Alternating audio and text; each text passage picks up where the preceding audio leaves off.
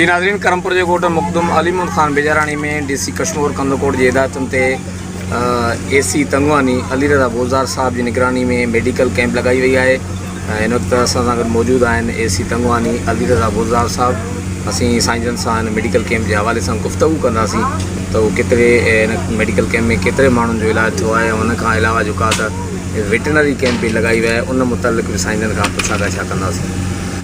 बिस्मिल्लाहिर्रहमानिर्रहीम।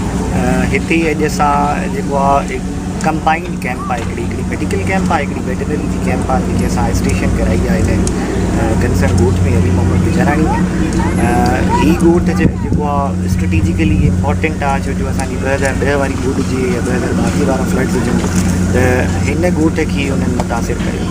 त असांजे बेसिकली अचण जो मक़सदु इहो त हितां जा जेके रहवासी आहिनि उन्हनि खे जेके प्रिवेंटेबल असांजूं डिज़ीज़िस आहिनि, जेके असां प्रिवेंट करे था सघूं, या जेके वाटर बॉर्न डिज़ीज़िस आहिनि उन्हनि जी प्रिवेंशन ऐं असांजा जेके उपाउ आहिनि उन्हनि खे कहिड़ा कहिड़ा उपाउ वठणु खपनि। इन लाइ असां बेसिकली ही ॻोठ सिलेक्ट कयो आहे पर्टिकुलर इम्पोर्टेंस जे हिसाब सां। हिन ॻोठ में असांजी सुबुह जो मॉर्निंग में 8:30 वॻे खां कैंप लॻियल हुई, जंहिंमें मेडिकल कैंप भी आहे असांजी ऐं वेटनरी कैंप भी आहे। वेटनरी कैंप की ॻाल्हि कजे त उते असां वटि डॉक्टर ऑफ वेटनरी मेडिसिन मौजूदु आहे। असां वटि असां 600+ जेके एनिमल्स आहिनि उन्हनि जी वैक्सीनेशन करे चुका आहियूं। हिते जेके भर पासे जा बि ॻोठ वारा आहिनि उन्हनि ॻोठनि में वञी करे उन्हनि जेके सिक एनिमल आहिनि उन्हनि जो बि इलाजु पिणु कयो आहे। असां वटि हिते दवाऊं बि वेटनरी वारियूं मौजूदु आहिनि, जंहिंजे करे असां वधि में वधि फ़ाइदो ॾियण जी कोशिशि कई आहे।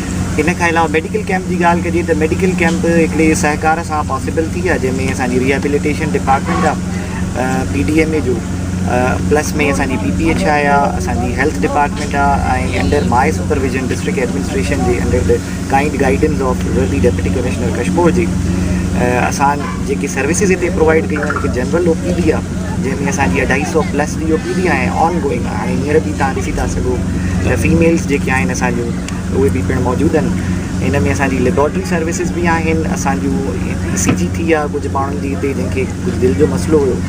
इन खां अलावा असां वटि हिते अल्ट्रासाउंड भी थिया आहिनि। हिते किडनी यूरिनरी ब्लैडर स्टोन्स लाइ जेके अल्ट्रासाउंड पर्टिकुलरली उहे 8 खां 10 उहे थिया आहिनि, डॉक्टर साहब ॿुधाइनि पिया। इन खां अलावा असां वटि एंटीनेटल कॉर्नर आहे, जंहिंमें तक़रीबन 60+ जेके आहिनि असांजूं फीमेल्स आहिनि उनजो इलाजु पिणु कयो वियो आहे। अच्छा, वेटनरी जे हिसाब सां उते वैक्सीन मतिलबु ॿार कई उते वैक्सीनेशन भी थी आहे। उते उन्हनि जो जेके माल मवेशी जेके बीमार हुआ, जेके दुबरा जिन जो इलाज पॉसिबल हो, जेको असां वटि मेडिसिन भी हिते अवेलेबल आहे, जंहिंमें कुझु ॿुधाइनि था त कुझु पैरासाइटिक इन्फेक्शन्स भी हुआ, उन्हनि खे लिवर फ्लूक जी डायग्नोसिस वग़ैरह भी उन्हनि कई आहे। माल में का डायरिया वग़ैरह जी कंप्लेन काफ़ी हिते जॻहियुनि ते उन्हनि खे फील थी आहे, उनखे दवा भी ॾिनी वई आहे। अच्छा, हिकु ॾींहं जी कैंप जारी रहंदी? इहा स्ट्रेटेजिकली इम्पॉर्टेंट हिन ॻोठ में अॼु जे लाइ कैंप ई। इन खां अलावा असां प्लानिंग में आहियूं त असांखे जिते जिते ज़रूरत हूंदी असां मोबिलाइज़ेशन कंदासीं।